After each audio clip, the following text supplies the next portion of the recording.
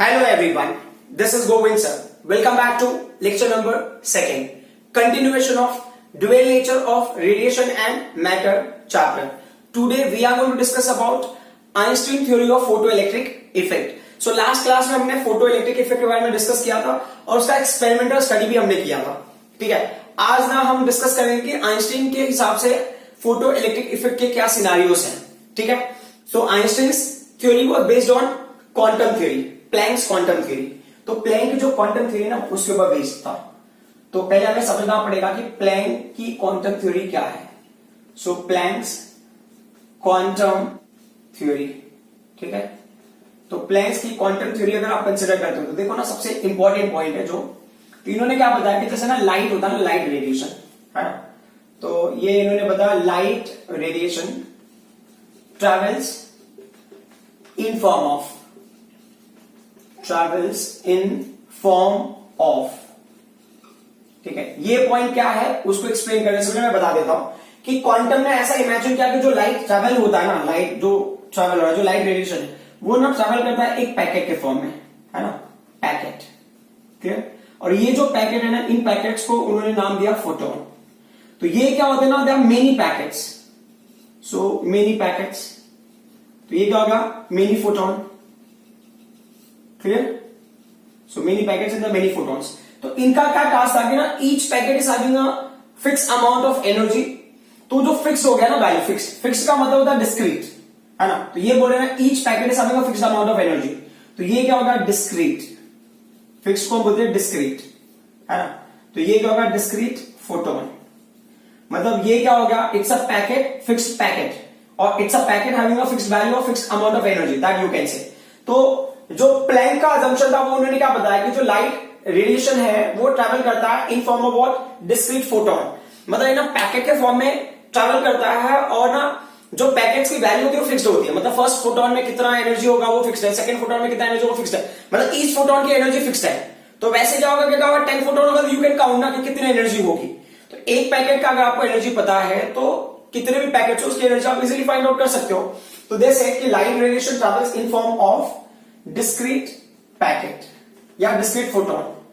Discrete photon, ये किसका assumption था, ये प्लैंक क्वांटम थ्योरी के हिसाब से था, है ना.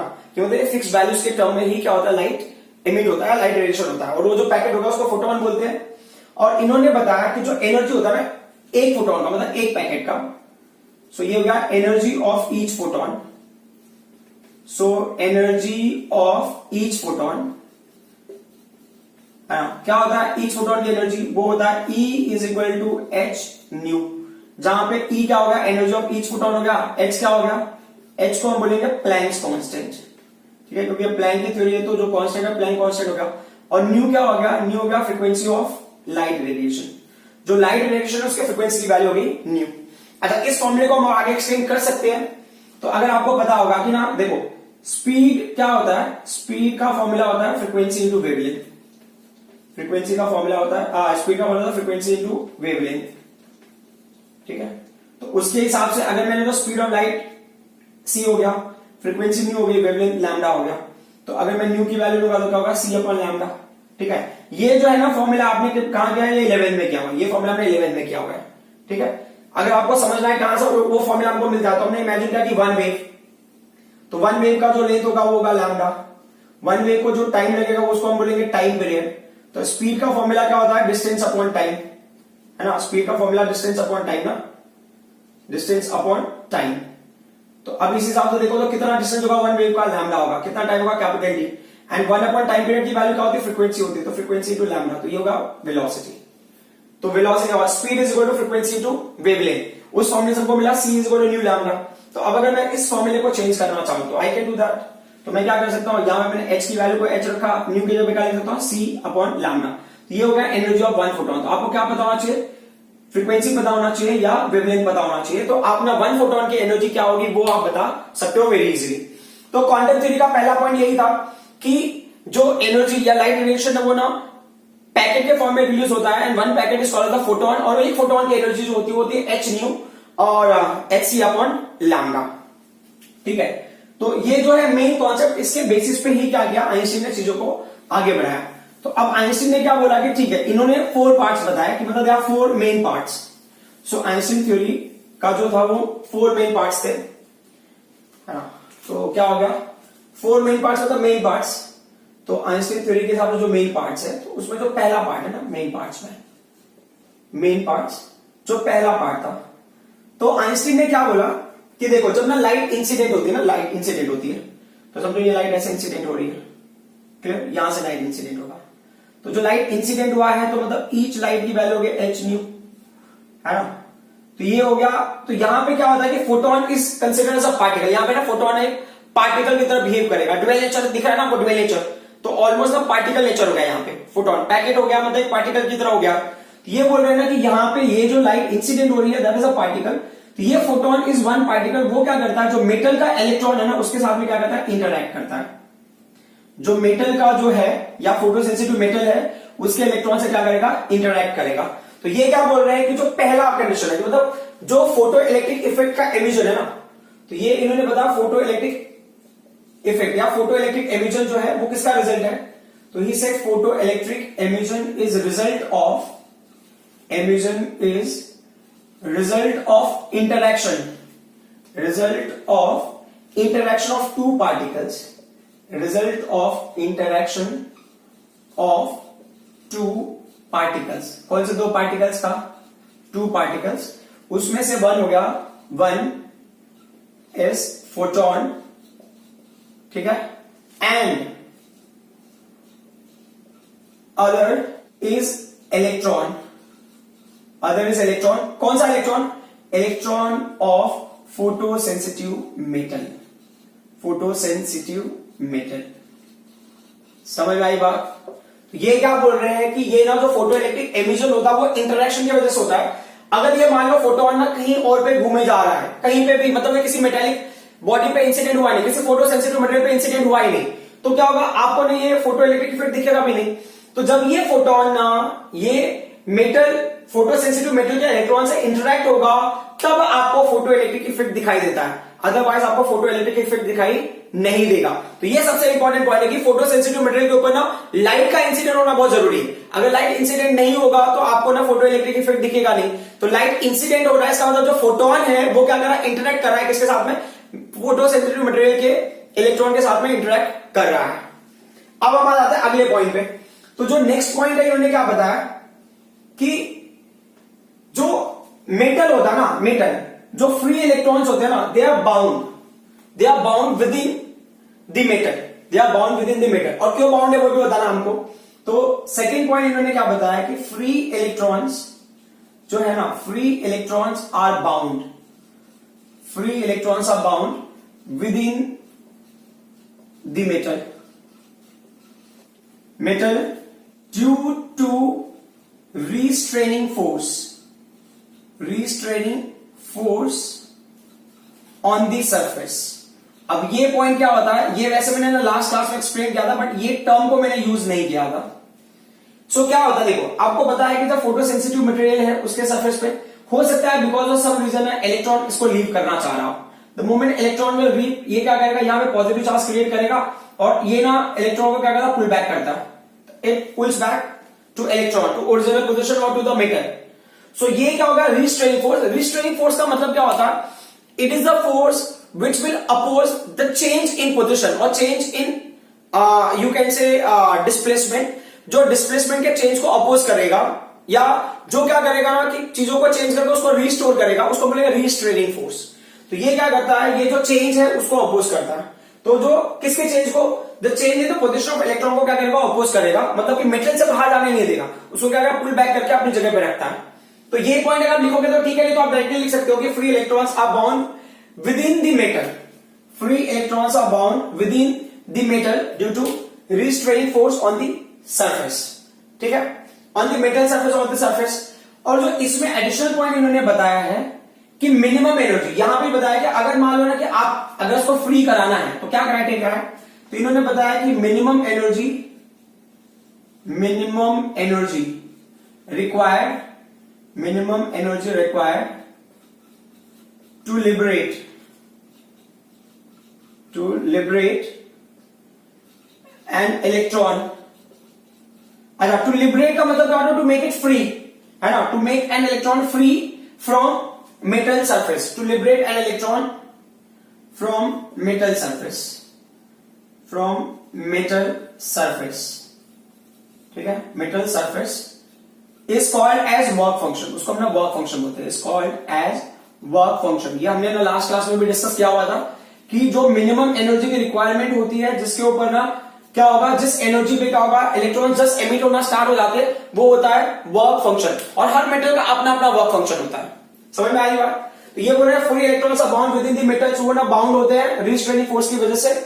लेकिन क्या होता है कि एक मिनिमम एनर्जी हम उसको देते हैं तो वो क्या होता है, इलेक्ट्रॉन ना फ्री हो जाता है, या इलेक्ट्रॉन क्या होगा, it will detach from the metal surface, और उस एनर्जी को, जो एनर्जी हमने दिया है जिसपे वो मेटल सरफेस से वो इलेक्ट्रॉन फ्री हो रहा है, उसको बोलेंगे वर्क फंक्शन, ठीक है। अब आता है थर्ड पॉइंट। थर्ड पॉइंट क्या होता है, तो यहां पे होता है ना, एक फोटोन ना किससे इंटरेक्ट होगा, एक सिंगल फोटोन कितने इलेक्ट्रॉन से इंटरेक्ट होगा। तो यहां पे बताते हैं ये कि जो थर्ड पॉइंट है, तो ये इन्होंने बताया कि one photon interact with, one photon interacts, one photon interacts with one electron, एक फोटोन ना सिर्फ एक इलेक्ट्रॉन के साथ में ही इंटरेक्ट होता है, समझ में आ रहा। अब ये बता रहे कि चलो ठीक है ना, आपने बहुत सारी एनर्जी इसके ऊपर इंसिडेंट हुई, तो होता क्या है, मतलब एक इलेक्ट्रॉन, एक फोटोन है, वो इंटरेक्ट हुआ, एक इलेक्ट्रॉन को क्या करेगा, एनर्जी देगा, वो वन इलेक्ट्रॉन क्या है ना, फोटो इलेक्ट्रिक इफेक्ट दिखाएगा। तो अब ऐसे ना 1000 अगर फोटोन्स इंसिडेंट हुए तो 1000 इलेक्ट्रॉन के साथ में इंटरेक्ट हो सकता है 1000 का इफेक्ट हो या उससे कम का भी इफेक्ट हो, दैट वी डोंट नो। तो इन्होंने बताया कि अगर वैसा कंडीशन होता है तो होता क्या है। सो अब ये क्या बोल रहे हैं ना, किस तरीके से ना वो एनर्जी यूज, मतलब अगर बहुत सारी एनर्जी उसके ऊपर इंसिडेंट हो रही है तो उसको यूज कैसे करेंगे। तो इन्होंने बताया कि एनर्जी एच न्यू, जो एनर्जी है वो एच न्यू है। अच्छा देखो ये एच न्यू है ना, मतलब हो सकता है ना बहुत सारी एनर्जी हो, एक ही एनर्जी हो, डिपेंड करता है।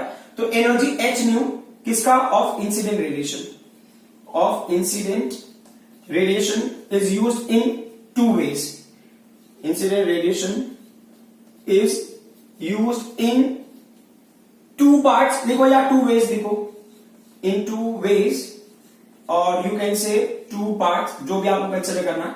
तो क्या है उसमें से, जो पहला पार्ट है ना, फर्स्ट पार्ट, तो ये क्या बोल रहे हैं कि जैसे ही ना इसके ऊपर ये एनर्जी इंसिडेंट होगी तो क्या होता है कि a part of energy is used in liberating the electron from the metal surface और in making the electrons free from the metal surface.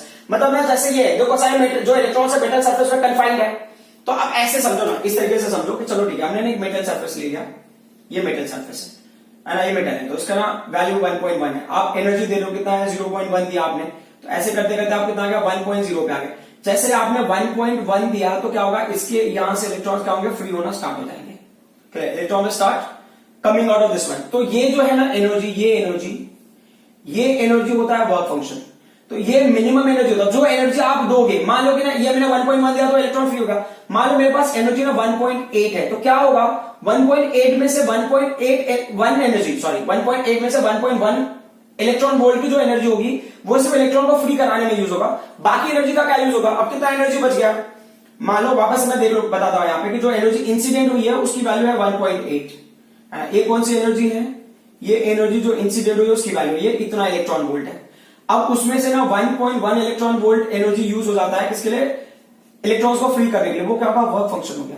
तो बाकी एनर्जी का क्या होगा, तो ये बोले जो 1.8 माइनस 1.1 होगा वो वैल्यू देगा 0.7। ये जो एनर्जी यूज होता है की वजह से ही फोटो इलेक्ट्रॉन्स क्या होंगे, इजेक्ट होंगे with certain velocity, with certain kinetic energy. तो अब उस पॉइंट पे यहां पे देख लेते हैं, तो ये क्या बोल रहे हैं, अ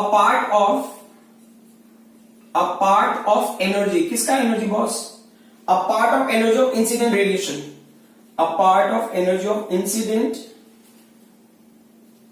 radiation, that is photon, is used, किसके लिए यूज होता है, is used in liberating, और ब्रैकेट में लिखना है in making free electrons from metal surface, समझ में आ रहा है, metal surface, clear, and that energy is equal to, and that energy is equal to, किसके इक्वल होगा, work function of metal is equal to work function of metal. तो ये जो पर्टिकुलर पॉइंट है इसको मैं रब कर देता हूं, ये समझने के हिसाब से था, आप समझ लिए होंगे, वर्क फंक्शन ऑफ मेटल। समझ में आ रहा है? तो जो एनर्जी आपने दिया है वो एनर्जी वर्क फंक्शन के फॉर्म में क्या हो रहा है, यूज हो जा रहा है। समझ में आ रहा है? और अब क्या होगा, इलेक्ट्रॉन्स ना फ्री होंगे। क्लियर? अब इसके बाद जो दूसरा पॉइंट है उस पर फोकस करने की जरूरत है। तो दूसरा पॉइंट क्या है, what happens to the remaining amount of energy. तो मैं क्या करता हूं, ये जो पर्टिकुलर पार्ट है इनको अभी रब कर देता हूं। तो रिमेनिंग अमाउंट ऑफ एनर्जी क्या करता है ना, that will be used by photo electrons, है ना। So remaining amount of energy used by photo electrons in form of kinetic energy.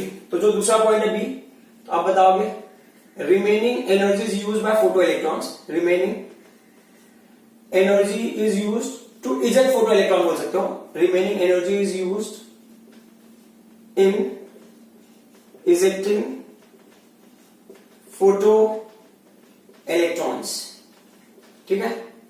सो अगर आपको समझना है, that is in providing kinetic energy, that is in providing kinetic energy. अब मैं एक छोटा सा कंडीशन आप समझ लोगे, बहुत अच्छा लगेगा, कि अगर मान लो कि वर्क फंक्शन की वैल्यू कितनी है, 1.1 इलेक्ट्रॉन वोल्ट है। क्लियर? और जो हमने एनर्जी अप्लाई किया उसका वैल्यू भी 1.1 इलेक्ट्रॉन वोल्ट है। तो क्या होगा, मतलब जो एनर्जी इंसिडेंट है वो एक्जैक्टली वर्क फंक्शन के इक्वल है। तो जो अपना एनर्जी इंसिडेंट होगा वर्क फंक्शन के इक्वल होगा, तो मेटल सरफेस में जो इलेक्ट्रॉन्स होंगे they will be free, but ना वो ना काइनेटिक एनर्जी नहीं होगा उसके पास। क्यों? क्योंकि काइनेटिक एनर्जी तो तब होगा ना जब incident energy will be greater than work function. अब उसने जो भी एनर्जी सप्लाई किया सिर्फ वर्क फंक्शन के लिए, just to make electrons free. Electrons free हो गया है बट ना मोशन में सेट नहीं होंगे। तो यहां पे होगा remaining energy used in ejecting photo electrons, मतलब रिमेनिंग एनर्जी बचेगा ही नहीं, तो इलेक्ट्रॉन्स इजेक्ट नहीं होंगे। Electrons will be free to be in motion but ना, और electrons will be free from the metallic surface, but क्या होगा कि वो ना मोशन में नहीं होंगे, that will not show any ejection and all. वो फोटो इलेक्ट्रिक इफेक्ट में पार्टिसिपेट नहीं करेंगे, they are not going to participate in the photo electric effect, क्योंकि वो जस्ट एमिट हो रहे हैं और उसका इफेक्ट आपको दिखाई नहीं दे रहा है। समझ में आ रही बात? तो अब हम क्या करते हैं, डायग्रामेटिकली इन चीजों को समझने की कोशिश करते हैं। तो ये क्या कह रहे हैं कि अब अगर जो लाइट इंसिडेंट होगा एच न्यू हो गया, तो उसमें से क्या होगा, फाइव नॉट अमाउंट ऑफ क्या होगा, एनर्जी यूज होगा। तो अब जो बाकी जो फोटो इलेक्ट्रॉन्स एमिट हो रहे हैं, तो वो किसके फॉर्म में एमिट हो रहे हैं, वो काइनेटिक एनर्जी, मतलब ना they are using remaining amount of energy in form of kinetic energy, और ना they will try to have a maximum kinetic energy at that moment. Clear? तो अब ये क्या कह रहे हैं कि जो हमारे पास एनर्जी है ना, एनर्जी, तो अच्छा ये आपका क्या हो गया, आपका बी पॉइंट होगा। तो अभी मैंने 4 पॉइंट को बताता हूं, फिर उसके बाद हम आते हैं नेक्स्ट पॉइंट पे। तो ये क्या बोले ना, very few photons, very few photons, है ना। और कितने, वेरी फ्यू मतलब कितना होगा, लेस देन 1%, और वो भी क्या होगा, only those photons, very few photons, less than 1%, only those photons which are having energy more than, which are having energy more than phi naught work function will eject photoelectrons, will eject photoelectrons। तो अब ना ये point हमारे लिए बहुत important हो गया कि मतलब ना जो लाइट एनर्जी इंसिडेंट होगी, तो वो लाइट एनर्जी में से सिर्फ 1% ही फोटोन होंगे जो फोटो इलेक्ट्रिक इफेक्ट में पार्टिसिपेट करेंगे। बाकी जो होगा उनके पास उतनी एनर्जी होगी ही नहीं, their energy will be less than what, work function. तो वर्क फंक्शन से एनर्जी लेस होगा तो फोटो इलेक्ट्रिक इफेक्ट आपको दिखेगा नहीं। तो ये बोल रहे हैं कि टोटल में से सिर्फ 1% और लेस देन 1% फोटोन ही होते हैं जो फोटो इलेक्ट्रिक इफेक्ट के लिए क्या होते हैं, कैपेबल होते हैं। समझ में आ रही बात? तो ये चीज हमको पता होनी चाहिए। अब हमको क्या करना है, जो थर्ड वाला पॉइंट है ना, इसको हमें क्या करना है, इक्वेशन फॉर्म में लिखना है। तो this third point we are going to write in form of equation. तो लेट्स सी कि ये क्या कहना चाहते हैं थर्ड वाला पॉइंट। तो थर्ड वाले पॉइंट पे अगर हम फोकस करते हैं तो हमने ये देखा है कि incident, so energy of incident radiation, so energy of incident radiation, so energy of incident radiation और इंसिडेंट फोटोन आप ले लो, एनर्जी ऑफ इंसिडेंट रेडिएशन अगर आपको लेना है तो स्लैश फोटोन, ठीक है, वो किसके इक्वल होगा, that is equal to maximum kinetic energy of photo electrons, है ना। मतलब जो एनर्जी इंसिडेंट हुआ उसका कुछ पार्ट यूज होगा काइनेटिक एनर्जी के फॉर्म में, तो होगा maximum kinetic energy of photo electrons, ठीक है, प्लस जो दूसरा पॉइंट है वो क्या है, जो बाकी एनर्जी यूज हुई है वो किसके फॉर्म में यूज होगा, वर्क फंक्शन के फॉर्म में यूज होगा, is used in form of work function. तो चलो ठीक है, एनर्जी इंसिडेंट ऑफ रेडिएशन वो इसको ई ले लिया हमने, काइनेटिक एनर्जी मैक्स को हमने काइनेटिक एनर्जी मैक्स ले लिया के ई मैक्स, और वर्क फंक्शन को हमने फाई नॉट ले लिया, ठीक है। अब हमारा फोकस है काइनेटिक एनर्जी मैक्स के ऊपर, तो काइनेटिक एनर्जी मैक्स का क्या है फॉर्मूला हो जाएगा, kinetic energy max is equal to E minus phi naught. अब यहाँ पे ना कुछ स्टेप्स है जो मैंने एक्सप्लेन करना चाहता हूं, क्योंकि ना एग्जाम में आपको इसके ऊपर न्यूमेरिकल आते हैं, इसके ऊपर क्वेश्चंस आते हैं, तो इसको आप क्वेश्चन नंबर 1 ले लो, ठीक है। अब ये क्या कह रहे हैं कि आपका 2 मेटल सरफेस है ना, एक मेटल सरफेस का ना जो वर्क फंक्शन है इसको आपने लिया फाई नॉट 1, इसका वर्क फंक्शन है 1.1 इलेक्ट्रॉन वोल्ट। जो दूसरा मेटल सरफेस है उसका जो वर्क फंक्शन है 1.7 इलेक्ट्रॉन वोल्ट है, क्लियर। अब ये बोल रहे हैं ना किसमें से फोटो इलेक्ट्रॉन ज्यादा काइनेटिक एनर्जी से एमिट होगा, वो पॉइंट को आप नोट करना। तो आपका अजम्पशन है कि दोनों के ऊपर जो लाइट इंसिडेंट हो रही है, जो एनर्जी इंसिडेंट हो रही है, जैसा मैंने बताया इनमें जो एनर्जी है ना इलेक्ट्रॉन वोल्ट के टर्म में ही होगा, तो दोनों पे जो एनर्जी इंसिडेंट हुआ होगा 2 इलेक्ट्रॉन वोल्ट। अगर आप ध्यान से देखो तो ये क्या होगा, incident energy minus work function, जो बचेगा वो काइनेटिक एनर्जी मैक्स। तो अब ना कितना वैल्यू हो गया उस कॉन्सेप्ट के हिसाब से 2 माइनस 1.1, तो कितनी वैल्यू हो गई ये हो गया आपका 0.9 इलेक्ट्रॉन वोल्ट। समझ में आ रही बात। अगर 2 इलेक्ट्रॉन वोल्ट एनर्जी इंसिडेंट हो रहा है, उसमें से 1.1 इलेक्ट्रॉन वोल्ट एनर्जी सिर्फ वर्क फंक्शन के लिए यूज हो जा रहा है, मतलब इतना एनर्जी सिर्फ ना इलेक्ट्रॉन्स को फ्री कराने में लग गया।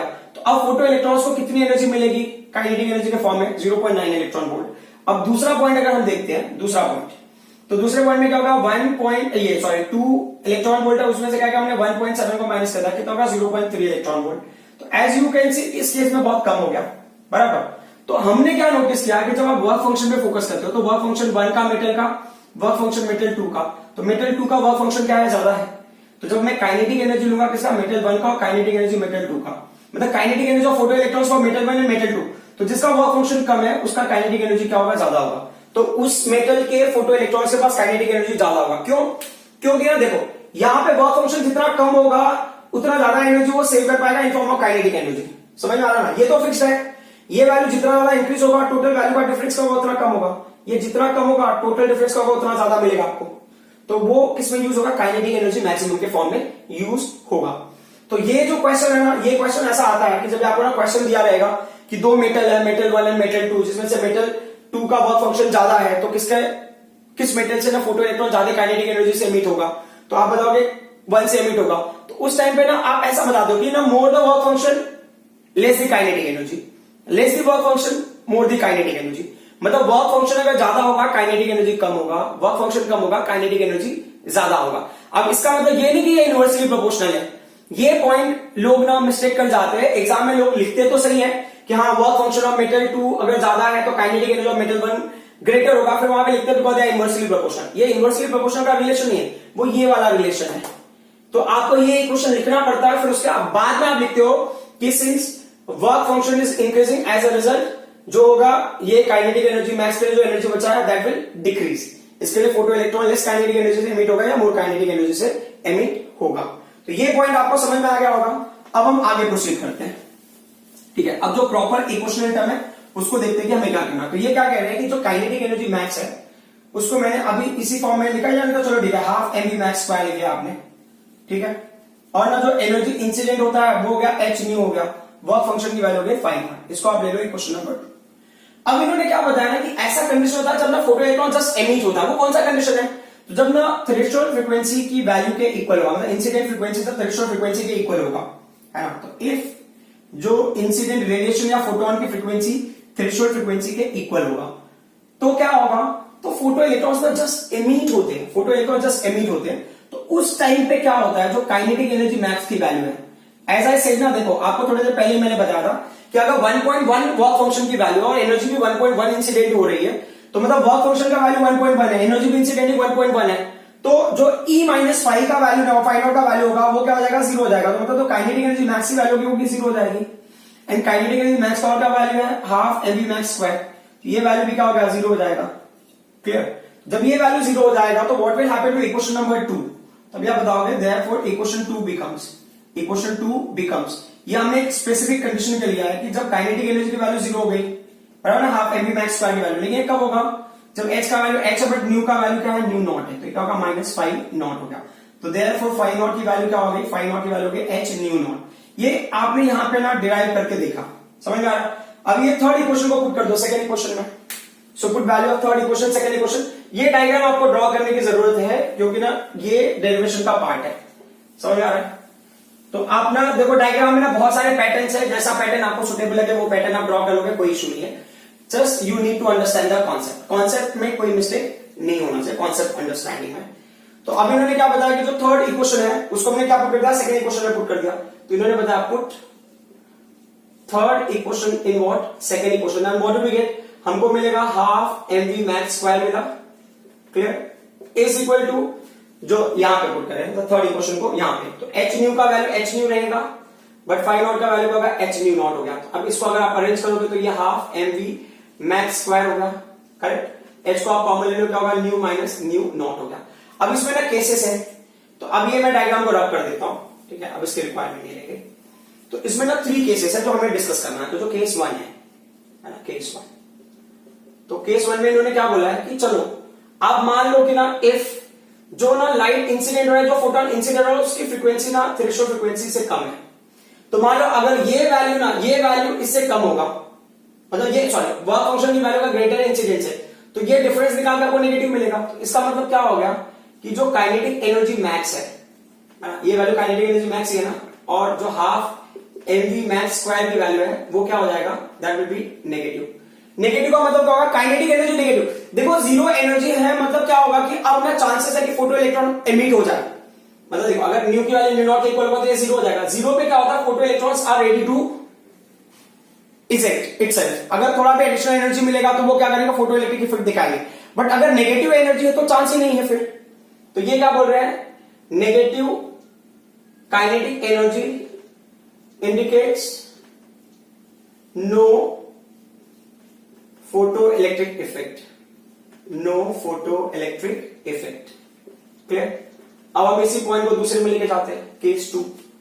तो अगर आप इस बात को केस टू के हिसाब से देखते हो तो केस टू में क्या होगा, इफ फ्रीक्वेंसी की वैल्यू ना थ्रेशोल्ड फ्रीक्वेंसी की इक्वल होगा तो क्या होगा, काइनेटिक एनर्जी मैक्स की वैल्यू जीरो हो गई है ना, या half m v max square की वैल्यू जीरो हमने पहले किया है। तो इस केस में क्या होता है, photo electrons are just emitted, photo electrons are just emitted, photo electrons are just emitted. समझ में आ रही बात। और जो थर्ड पॉइंट है वो हो गया केस थ्री। केस थ्री में क्या हो रहा है बॉस, वो भी देख लेते हैं। केस थ्री में इन्होंने क्या बोला है कि इफ जो फ्रीक्वेंसी इंसिडेंट हो रही है उसकी वैल्यू थ्रेशोल्ड से ज्यादा है तो क्या होगा, काइनेटिक एनर्जी जो मैक्स की वैल्यू होगी या half m v max square की वैल्यू होगी वो क्या देगा, आपको पॉजिटिव वैल्यू देगा, दैट विल बी पॉजिटिव। तो पॉजिटिव का मतलब क्या हो गया, photo electrons are well emitted. So photo electrons are well emitted, photo electrons are well emitted. और वेल एमिटेड तो उसका मतलब क्या हो गया, and photo electric effect is same, and photo electric effect is same. समझ में आ रही बात, ठीक है। तो ये हो गया आपका Einstein theory of photo electric effect. ये ना क्वेश्चन 3 मार्क्स के लिए आपको एग्जाम में आता है और इसके ऊपर ना काफी सारे कॉन्सेप्चुअल न्यूमेरिकल भी आपको मिलेंगे। तो एक और पॉइंट मैं ऐड कर देता हूं तो बहुत बेहतर रहेगा, जो आपको बताया कि जो ईवी नॉट की वैल्यू है ना वो किसके इक्वल होती है, ईवी नॉट की value half m v max square के इक्वल भी होती है, बराबर। तो और जो आपने वहां पे बताया half m v max square की वैल्यू क्या होगा, h nu minus nu naught. तो जब मैं ना आइंस्टीन फोटो इलेक्ट्रिक इफेक्ट का इक्वेशन अगर मैं बोलूंगा तो मैं ये इक्वेशन लिखूंगा तो चलेगा, है ना। आइंस्टीन फोटो इलेक्ट्रिक इक्वेशन अगर मैंने बोला, आइंस्टीन फोटो इलेक्ट्रिक इक्वेशन मतलब आप ये इक्वेशन में लिखते हो, मतलब यही इक्वेशन लिखना है आपको, और अगर इस फॉर्म में भी लिखोगे तो भी चलेगा। समझ में आ रहा, एक्चुअल में ईवी नॉट नहीं लिखोगे तो भी चलेगा, बट ईवी नॉट लिखोगे तो बेटर है, क्योंकि हो सकता है ना काफी जगहों पे क्या होता है आपको ईवी नॉट की जरूरत हो, ठीक है। Now will come to the next topic. तो now next topic is the determination of Planck's constant and work function. तो उसको डिटरमाइन करने से पहले मैं कुछ और भी चीजें डिस्कस कर लेना चाहता हूं। तो जैसे कि अगर आपको पता है E इज इक्वल टू क्या हो गया होगा, एच न्यू हो गया, या उसको अगर आपको एक्सटेंड करना तो ये होगा h c upon lambda, where E क्या होगा, एनर्जी ऑफ ईच फोटोन, है ना, energy of each photon, clear. और ये जो है न्यू हो गया, ये क्या होगा थ्रेशोल्ड फ्रीक्वेंसी, ये फ्रीक्वेंसी हो गया, और लैम्डा का होगा ये वेवलेंथ हो गया, C is the speed of light, clear? तो आपका अजम्पशन है कि आप मान लो कहीं ना ये है फोटो सेंसिटिव मटेरियल है, इसके ऊपर क्या लाइट एनर्जी इंसिडेंट हो रही है, ठीक है। अभी लाइट एनर्जी इंसिडेंट होगा तो यहां से क्या होगा ना, फोटो इलेक्ट्रॉन्स एमिट होंगे, क्लियर? ये हो गया number of photo electrons emitted, number of photo electrons emitted, और ये ना आप एक फिक्स टाइम फ्रेम में ले रहे हो, एमिटेड पर सेकेंड, और इसको हमने क्या ले लिया है, इसको हमने ले लिया रिप्रेजेंट करता कैपिटल एन से, ठीक है। तो अभी ना देखो, एक जब एक इलेक्ट्रॉन है, एक फोटो इलेक्ट्रॉन है, तो एक फोटो इलेक्ट्रॉन के पास बेसिकली ये होता है ना कि एक फोटोन इंटरेक्ट होता है विद वन इलेक्ट्रॉन, तो हो सकता है कि वो अपनी एनर्जी जो है ना उसको प्रोवाइड करता होगा, तो उस एनर्जी को लेकर के क्या होगा, वो एमिट होगा। तो अब यहाँ पे ये क्या बोल रहे हैं कि अगर ना ये जो एमिट होते हैं ना, ये जो फोटो इलेक्ट्रॉन्स एमिट होते हैं, ये ना इसके पार पर इंडिकेट करते हैं। पार क्या होता है, energy radiated per unit time, जो पार होता है वो क्या होता है, energy radiated per unit time. तो ये हो गया पार ट्रांसमिटेड इन बीम, मतलब ये जो इजेक्ट हो रहे हैं उसके अंदर, तो ये हो गया पार ट्रांसमिटेड, ये कहां पे, इन बीम, बीम मतलब जो भी आपको ना ये इजेक्शन के फॉर्म में मिल रहा होगा, या जो भी आपको ये इंसिडेंट रेडिएशन का जो भी इफेक्ट दिख रहा होगा उसमें बोल रहे हैं, वो इफेक्ट के अंदर जो होगा ये पावर का वैल्यू वो किसके इक्वल होगा, दैट इज इक्वल टू ये energy of one photon into number of photo electrons emitted पर सेकेंड। समझ में आ रहा है? तो अगर इसको याद करना है तो अपना शॉर्टकट टेक्निक है, आप पेन करके याद कर सकते हो, पेन, जहां पे ये होगा पावर ऑफ ये पावर ट्रांसमिटेड इन बीम, और ये क्या होगा, एनर्जी ऑफ वन फोटोन होगा, ये क्या होगा, नंबर ऑफ फोटॉन्स हो गया, नंबर ऑफ फोटॉन्स है number of photo electrons emitted पर सेकेंड। अब इसमें एक और पॉइंट है कि अगर मान लो कि ना आपको एक टाइम इंटरवल के लिए फाइंड हुआ है, तो ये 1 सेकेंड का है, तो मान लो अगर आपको फाइंड आउट करना है, तो therefore number of photons, number of photo electrons, या photon number of photo electrons, number of photo electrons emitted कितने टाइम में, एमिटेड इन टी टाइम। तो उसके लिए क्या करना है कि 1 सेकेंड में कितने फोटो इलेक्ट्रॉन्स एमिट हो रहे हैं उसको आप क्या करो, टी से मल्टीप्लाई कर दो, तो ये आपको देगा number of photon emitted in T time. But ना आपको ध्यान देना है कि टी किस में होना चाहिए, ये होना चाहिए इन सेकेंड, क्लियर? क्योंकि आपको कैपिटल एन की वैल्यू ना पर सेकेंड के टर्म में मिल रही है। समझ में आ रही बात? तो ये फॉर्मूले भी ना हमारे लिए बहुत इंपॉर्टेंट है, जब हम न्यूमेरिकल सॉल्व करेंगे उस टाइम हमको इनको यूज करना पड़ेगा, ठीक है। सो अब हम आ जाते हैं प्रॉपर टर्म पे, determination of Planck's constant and work function. तो ये जो प्लैंक कांस्टेंट है ना, देखो प्लैंक कांस्टेंट तो ये फिक्स वैल्यू है, बट क्या होता है कि जैसे आप ना ग्राफ बनाते हो, ग्राफ बनाने में आपको भरोसा नहीं कि शायद वो ग्राफ करेक्ट है या नहीं है, आप क्या करते हो, उस ग्राफ से ना प्लैंक कांस्टेंट डिटरमाइन करते हो। अगर मान लो ना प्लैंक कांस्टेंट की वैल्यू करेक्ट आती है, तो उस ग्राफ को आप फ्यूचर पर्पस के लिए क्या कर सकते हो, यूज कर सकते हो।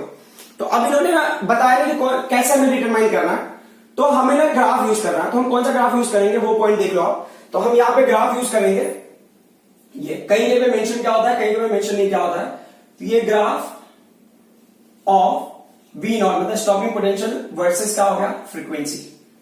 तो अगर आपको ना फोटो इलेक्ट्रिक इफेक्ट का जो एक्सपेरिमेंटल जो था ना, एक्सपेरिमेंट जो था हमने किया था लास्ट क्लास में, तो यू मस्ट हैव सीन कि हमने देखा था कि अगर तो क्या होता है, स्टॉपिंग पोटेंशियल की वैल्यू भी क्या होती है, चेंज होती है। तो और दूसरा क्या होता है कि अगर फ्रीक्वेंसी को आप इंक्रीज करते हो, ये न्यू1 हो गया, ये वैल्यू न्यू2 ले लिया हमने, इसको न्यू3 ले लिया था, तो हमने क्या देखा कि न्यू1 और न्यू2 न्यू3 को जब हमने कंपेयर किया ना, न्यू1 न्यू2 न्यू3 को जब हमने कंपेयर किया, तो क्या होगा, न्यू3 वाज ग्रेटर देन न्यू2। तो अब अगर जब हमने ना यहाँ पे इसका स्टॉपिंग पोटेंशियल हमने V01 लिया था, इसका V02 लिया था, इसको हमने V03 लिया था, फिर हमने ना मॉड में देखा कि मॉड में 1 के लिए पोटेंशियल और 2 के लिए पोटेंशियल और जो 3 के लिए पोटेंशियल है, मतलब क्या होता है, सिर्फ आपने नेगेटिव पोटेंशियल अप्लाई किया और इसके लिए क्या होता है ना, यहाँ पे नेगेटिव साइन आता है। अदरवाइज क्या होगा कि जो मैग्नीट्यूड के टर्म में ये वैल्यूज इंक्रीज हो रहे हैं, तो मतलब आपका फ्रीक्वेंसी इंक्रीज हो रहा है, तो stopping potential in terms of magnitude increase हो रहा है, तो मतलब V03 की value greater than V02, V02 की वैल्यू ग्रेटर देन V01। तो एक हिसाब से क्या होगा, दोनों डायरेक्टली प्रोपोर्शनल हो गए। डायरेक्टली प्रोपोर्शनल का ग्राफ कैसा होता है, स्ट्रेट लाइन ग्राफ होता है। बट यहां पे छोटा सा ट्विस्ट है, यहां पे ट्विस्ट क्या है कि अगर आपने ग्राफ बनाया है तो प्रॉब्लम ये होता है कि जब आप ना फोटो इलेक्ट्रिक इफेक्ट को स्टडी कर रहे हो, तो उसमें छोटा सा इशू ये होता है कि in beginning you can not see any effect. कब तक, जब तक कि आप ना थ्रेशोल्ड फ्रीक्वेंसी तक नहीं पहुंचाते। ये थ्रेशोल्ड फ्रीक्वेंसी हो गया, ये स्टॉपिंग पोटेंशियल हो गया, तो यहां पे क्या होगा, ये थ्रेशोल्ड फ्रीक्वेंसी हो जाएगा, ये फ्रीक्वेंसी हो गया, ये स्टॉपिंग पोटेंशियल हो गया, और ये पॉइंट होगा थ्रेशोल्ड फ्रीक्वेंसी हो गया। थ्रेशोल्ड फ्रीक्वेंसी मिलने के बाद ये जो ग्राफ है आपको स्ट्रेट लाइन में मिलेगा, ठीक है। देन डायरेक्टली प्रोपोर्शनल वाला जो है रूल वो फॉलो होगा। लेकिन क्या होता है, इस ग्राफ को आप रिट्रेस कर दो बैकवर्ड डायरेक्शन में, तो वाई एक्सिस को कहीं ना कहीं इंटरसेक्ट कर रहा है, क्लियर?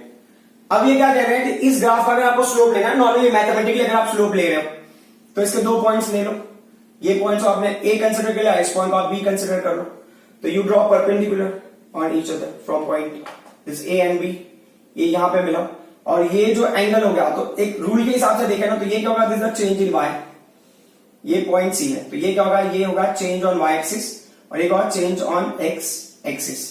तो हमने जो स्लोप का जो हमारा अंडरस्टैंडिंग है वो क्या है, slope is nothing but it's what, y2 minus y1 upon what, x2 minus x1।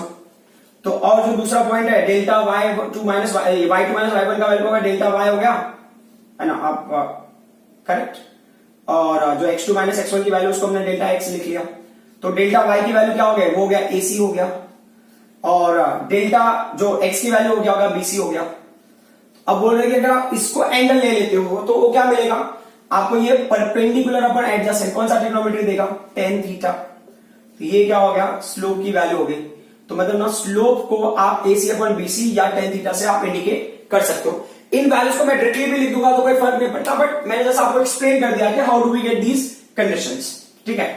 अब इन्होंने क्या बताया कि जो ना स्ट्रेट लाइन होता है, ये आपने ना लोअर स्टैंडर्ड में लर्न किया, lower standard in the sense 10th standard में लर्न किया होगा मैथ्स में, कि there is a equation for straight line, there is a equation for straight line.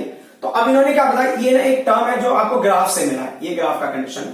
तो अभी आप बताते हो, यहां पे एक इक्वेशन है आपके पास, चलो यहां पे इक्वेशन क्या है, y is equal to mx plus c है, ठीक है। जहां पे y क्या है, ये y हो गया y axis value, y is the y axis value, ठीक है। और जो यहां पे x हो गया वो क्या हो गया, x एक्सिस वैल्यू हो गया, क्लियर। और जो x हो गया, यहां पे जो m हो गया, m जो होता है ना यहां पे क्या होता है, ये स्लोप होता है, स्लोप जो वो ग्राफ होगा, स्ट्रेट लाइन ग्राफ का स्लोप होगा, वो वैल्यू देगा। और जो c होगा ना, c, सो इसको हम बोलते हैं ना y इंटरसेप्ट, ठीक है। लेकिन मैं इसको ना थोड़ा सा मॉडिफाई कर देता हूं, तो जिससे ना आपको समझने में आसानी होगी। इसको मैं लिखूंगा distance of y intercept, distance of y intercept, कहां से, इंटरसेप्ट। अच्छा, ये ना y इंटरसेप्ट क्यों है, क्योंकि ना हमने x एक्सिस पे क्वांटिटी को ड्रॉ किया है और दूसरी क्वांटिटी y एक्सिस पे, तो इस केस में ना y एक्सिस हो गया, या कई जगह आपको मिलेगा ना vertical intercept, intercept on the vertical axis, उस टाइप से भी दे सकता है। तो डिस्टेंस ऑफ y इंटरसेप्ट कहां से, फ्रॉम दी ओरिजिन, ये बहुत ही इंपॉर्टेंट पॉइंट हमारे लिए, फ्रॉम दी ओरिजिन, ये स्ट्रेट लाइन का इक्वेशन है। तो अब ये बोल रहे हैं कि हमको ये सारी चीजें स्टडी करनी है किसके टर्म में, आइंस्टीन फोटो इलेक्ट्रिक इक्वेशन के टर्म में, ठीक है। तो अब यहां पे लिखते हो अकॉर्डिंग टू कौन सा हो गया, Einstein photo electric equation, photo electric equation. तो फोटो इलेक्ट्रिक इक्वेशन के हिसाब से आइंस्टीन फोटो इलेक्ट्रिक इक्वेशन क्या है, आपको पता है, हाफ mv मैक्स स्क्वायर की वैल्यू किसके इक्वल हो गई, हमको मिला था h ब्रैकेट में new minus nu not, sorry space नहीं है तो मैं यहां पे मैनेज कर लेता हूं। फिर आपको पता है सिंस क्या, जो काइनेटिक एनर्जी मैक्स है, काइनेटिक एनर्जी मैक्स और हाफ mv मैक्स स्क्वायर, इसकी वैल्यू और किसके इक्वल है, वो है ev नॉट के। Why are we relating with ev naught, क्योंकि हमने यहाँ पे ग्राफ प्लॉट किया v नॉट वर्सेस न्यू का ग्राफ प्लॉट किया, इसको आपने ले लिया इक्वेशन नंबर 2। अब आप इसको रिलेट कर सकते हो 1 and 2 को, है ना। तो put equation number 2 in equation number 1 and what do we get, हमको फाइनली क्या मिलता है, ये जो वैल्यू ev नॉट की वैल्यू यहां गई, तो हमको मिलेगा ev नॉट ना, यहां पे ev नॉट रखा हमने, इक्वल टू क्या होगा, ये h हो गया न्यू माइनस न्यू नॉट। अब बोल रहे ब्रैकेट को ओपन करो, तो होगा ev naught is equal to h nu minus क्या होगा, ये h न्यू नॉट हो गया, गॉट इट। अब ना यहां पे ध्यान दो, ये जो h न्यू नॉट है, क्योंकि हमको क्या डिटरमाइन करना, प्लैंक कांस्टेंट डिटरमाइन करना हो, वर्क फंक्शन भी डिटरमाइन करना, तो आप इसको वर्क फंक्शन में कन्वर्ट कर दो, तो ये ev नॉट का वैल्यू ev नॉट ही रहेगा, आपने क्या कहा h न्यू की वैल्यू ऐसे रहेगी, और ये क्या होगा माइनस फाइव नॉट, और आपको ब्रैकेट में मेंशन करना, तो मेंशन करते हो फाइव नॉट की वैल्यू क्या हो गया, h न्यू नॉट हो गया, क्लियर। अब ये बोल रहे हैं कि इसको अगर आपको लेना है तो इसको लेना है क्वेश्चन नंबर 3, बराबर। अब ये इक्वेशन, ये जो स्ट्रेट लाइन का इक्वेशन क्या कहता है, यहां पे सिर्फ ना y एक्सिस की क्वांटिटी आनी चाहिए, ठीक है, और यहां पे x एक्सिस की क्वांटिटी, तो ये है y एक्सिस की क्वांटिटी और x एक्सिस की क्वांटिटी, ये है y एक्सिस v नॉट, और x एक्सिस क्वांटिटी क्या हमारा न्यू है। तो अब सिर्फ y एक्सिस की क्वांटिटी कब मिलेगी ना, जब उसको डिवाइड करोगे। तो आप बता दो ना, डिवाइड किसको डिवाइड किया आपने, इक्वेशन नंबर 3 को बाय ई। आप ई से डिवाइड कर देते हो तो वैल्यू क्या होगा, e v naught upon e is equal to h, है ना। यहां पे एच अपॉन ई मैंने साथ में कहा, न्यू को साइड में रख दिया मैंने, एक होगा फाइव नॉट अपॉन ई। अब इसी क्वेश्चन को वहां लिख देता हूं मैं, तो यहाँ पे ई और ई की वैल्यू कैंसिल हो गई, तो व्हाट डू वी गेट, हमको फाइनली मिलता है v naught is equal to, अब देखो ना एच अपॉन ई एक वैल्यू हो गया, ये न्यू हो गया, माइनस क्या हो गया, ये फाइव नॉट हो गया। इसको अगर आपको लिखना है तो इसको ले लो इक्वेशन नंबर 4, ठीक है। अब ये बोल रहे हैं इसको कंपेयर करो, तो कैसे कंपेयर करोगे, ये बोल रहे हैं compare equation number 4 with straight line equation. Straight line equation क्या है, straight line equation y is equal to M X plus C, या capital Y is equal to, जैसे आप प्रॉपर ले लो, y is equal to M X plus C से आप compare करो। तो जब आप कंपेयर करो तो आपको पता चला ना, जो y एक्सिस की क्वांटिटी यहां पे, जो x एक्सिस की क्वांटिटी, तो y एक्सिस की क्वांटिटी जो y एक्सिस की वैल्यू है, x एक्सिस की क्वांटिटी की जगह पे आपको फ्रीक्वेंसी मिला, जो x एक्सिस की क्वांटिटी है, आपको क्या पता चल रहा है, n का वैल्यू क्या है ना। आफ्टर कंपेयरिंग, ये ना पहले, ये ना डिटेल आप कहीं पे लिखो, डेरिवेशन आपका ऐसे हो रहा है, मतलब ये पर्टिकुलर पार्ट हो गया, यहां के बाद हम यहां पे आ रहे हैं। तो कंपेयर करने के बाद आपको क्या पता चला, जो स्लोप है ना वो क्या है, n है, क्लियर। और इस ग्राफ में n की जगह पे क्या आएगा, यहाँ पे h अपॉन ई आ रहा है, क्लियर। तो अब मैं ना स्लोप के हिसाब से देखता हूं, तो स्लोप के हिसाब से ये वैल्यू आएगा, ये वैल्यू आएगा, तो मैं इस वैल्यू को लिख देता हूं, तो उसके हिसाब से क्या होगा, आपको वैल्यू मिलेगा AC अपॉन क्या मिलेगा, ये BC मिलेगा, इज इक्वल टू क्या होगा, ये tan theta. So what is the question, question हमको ना प्लैंक कांस्टेंट की वैल्यू डिटरमाइन करनी है, तो h का वैल्यू क्वेश्चन मार्क है, तो देयरफॉर h का वैल्यू क्या हो जाएगा, therefore h is equal to e की वैल्यू वहां मल्टीप्लाई होगा, तो e will multiply with what, AC upon BC। और दूसरा ऑप्शन क्या है, h इज इक्वल टू जो चार्ज ऑफ इलेक्ट्रॉन से मल्टीप्लाई होगा, tan थीटा से मल्टीप्लाई होगा, ठीक है। और जो h की वैल्यू है वो क्या होगा, देखो h is equal to e into slope, तो आप उस तरीके से भी लिख सकते हो, तो slope of v naught versus new, समझ में आई बात। तो ये हमारा हो गया प्लैंक कांस्टेंट का वैल्यू। तो देखो क्या होता है ना कि अगर मैंने ना ग्राफ प्लॉट किया, ग्राफ प्लॉट करके मैंने स्लोप निकाला, उस स्लोप की वैल्यू को मैंने क्या किया, e से पुट किया, e से मल्टीप्लाई किया, तो जब स्लोप को मैंने e से मल्टीप्लाई किया, tan थीटा को e से मल्टीप्लाई किया और AC अपॉन BC को e से मल्टीप्लाई किया, तो मुझे कुछ वैल्यू मिला। उस वैल्यू को मैं देखता हूं क्या ये एक्चुअल प्लैंक कांस्टेंट से मैच करता है, तो अगर ये एक्चुअल प्लैंक कांस्टेंट से मैच कर रहा है, मतलब कि जो हमने एक्सपेरिमेंट किया वो क्या है, करेक्ट है, जो हमने रीडिंग ली है वो करेक्ट है। अब इसको हम ना बाकी डिटेल्स के लिए क्या कर सकते हैं, यूज कर सकते हैं। तो हम बाकी डिटेल्स बताओ, हम ना वर्क फंक्शन निकालेंगे, तो यहां पर क्या एंड, क्योंकि आपने क्या किया, सिर्फ और सिर्फ ना m को ही कंपेयर किया है, अब c को भी देख लेते हैं। तो m जो c का वैल्यू है वो क्या हो गया, वो हो गया माइनस फाइव नॉट के इक्वल हो गया, clear, which is equal to five naught upon E के इक्वल हो गया। मतलब जो c का वैल्यू ना, यहाँ पे c है, ये प्लस साइन है बट यहाँ पे माइनस है, तो ये अच्छा मैंने यहाँ पे मिस्टेक किया हुआ है, ये फाइव नॉट अपॉन ये पूरा जब इक्वेशन यहाँ कॉपी होगा तो फाइव नॉट अपॉन ई भी आ रहा है, तो ये कैंसिल हुआ है, ठीक है। तो ये होगा माइनस फाइव नॉट अपॉन ई। अब ये जो बताया इन्होंने यहाँ पे क्या है कि ये है distance of y intercept from the origin, तो मतलब मेरे हिसाब से अगर मैं ओरिजिन की वैल्यू को o ले लेता हूं, यहाँ पे o पॉइंट ले लिया मैंने, इसको d ले लिया, तो जो y इंटरसेप्ट का डिस्टेंस है ओरिजिन से वो क्या होगा, OD हो गया, क्लियर। तो ये हो गया OD, और OD को क्या बोलेंगे हम लोग, y इंटरसेप्ट बोलेंगे, क्या बोलेंगे, y इंटरसेप्ट। तो अब मुझे अगर फाइव नॉट की वैल्यू निकालनी है, तो पहले मैं क्या करता हूं, फाइव नॉट की वैल्यू अगर मुझे निकालनी है, तो ये एक्चुअल में देखो ना, ये five not is equal to क्या होगा, माइनस OD इंटू ई हो गया, बट अगर मुझे डिटरमाइन करना है तो व्हाट विल आई डू, ये फाइव नॉट का वैल्यू होगा मॉड ऑफ OD होगा इंटू ई। तो अगर आपको लिखना है तो वर्क फंक्शन क्या होगा, वर्क फंक्शन होगा magnitude of y intercept, magnitude of y intercept into charge of electron. तो आपको क्या मिल जाएगा, वर्क फंक्शन की वैल्यू मिल जाएगी। लेकिन क्या है, वर्क फंक्शन निकालने से पहले आप वेरीफाई करोगे कि प्लैंक कांस्टेंट की वैल्यू क्या है, आपको करेक्ट आ रहा है या नहीं, अदरवाइज क्या होगा, आपका आंसर रॉन्ग हो जाएगा। So I hope what I explain up till now ये चीज आपको समझ में आई होगी।